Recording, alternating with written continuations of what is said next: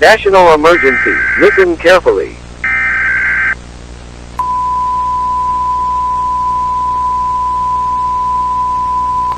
We warn all American citizens of an imminent global threat.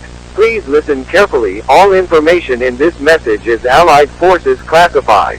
Disclosure of information is a blatant crime. Today at 5:43 a.m., Russian bombers bombarded the city of Kharkiv and its surroundings, located on the Ukrainian border. 23 civilians and 34 soldiers died as a result of the bombardment. For this reason, all Allied forces have entered a combat situation. All authorized personnel are immediately deployed to combat positions. If necessary, reserve soldiers will be recruited in the coming days. In this case, there are some situations that U.S. civilians must be aware of. Please follow the given rules.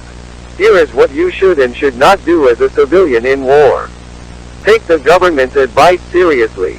As your government, we care about the continued existence of our country and your safety.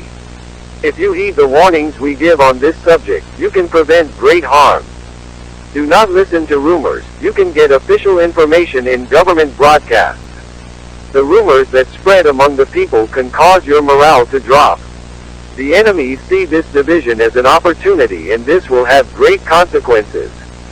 Do not buy food in a panic. There is enough food stock for everyone throughout the country.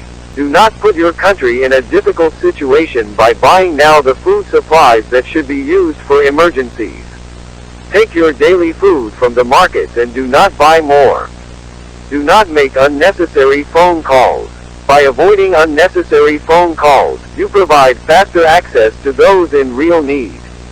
Be prepared for evacuation. Keep all your personal belongings in close proximity. Keep your vehicle's gas tank full, and be ready when the evacuation signal is received. Civilians are not authorized to kill except in self-defense. Even in the event of war, laws apply in our country and killing is still a crime. To add your name to history, go to the nearest recruiting office or apply at www.bombarding.com.